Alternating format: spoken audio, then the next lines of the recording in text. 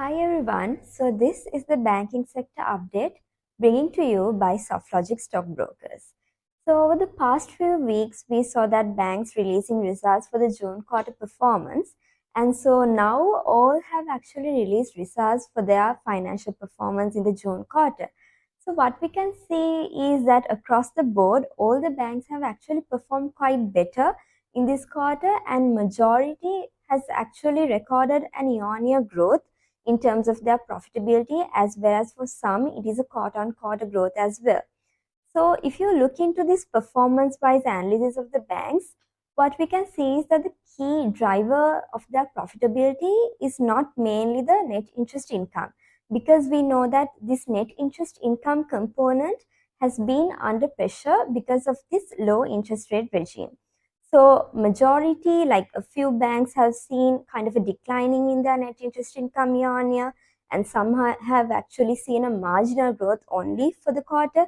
So because of these reasons, net interest income is not the only key driver, but for majority, they have seen this profitability growth mainly because of greater reductions in their impairments, as well as a growth in their non-interest income. So when you look at non-interest income, what we can see is for the majority of the banks, their fee and commission income has seen a notable growth, and also some have actually recorded some other gains in terms of net operating income. So those are the key driving factors of the profitability.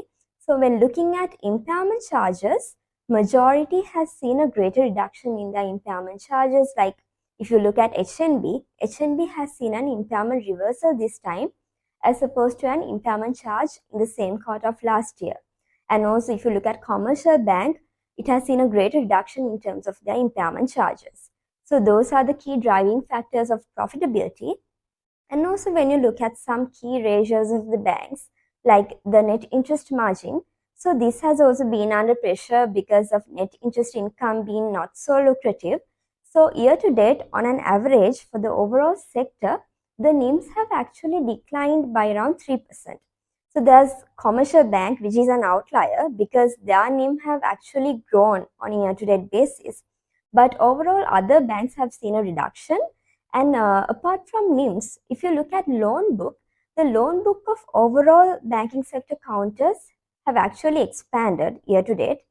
So we are expecting this to continue going forward as well, because as a macroeconomic indicator, what we are seeing is that the private sector credit growth is actually on an upward trajectory, and we are expecting this to continue going forward as well. So this will get resulted in the loan book expansions of banks going forward, which will ultimately benefit for the profitability of the banks. So when you look at asset quality ratios of the banks, what we see is that the impaired loans ratio, which is the stage 3 loans ratio, this has also come down for the majority of the banks on a year-to-date basis. So on an average, this is down by around 6% year-to-date. And with that, the provision coverage of majority of the banks have also actually improved. And in terms of capital adequacy ratios, in terms of tier 1 and total capital, all these ratios are well maintained above the minimum requirements for all the banks. So with that, we are actually positive on the upcoming results for the upcoming quarters as well in terms of for the banks. So that is the update on the banking sector, and stay tuned for more updates by Softlogic Stockbrokers.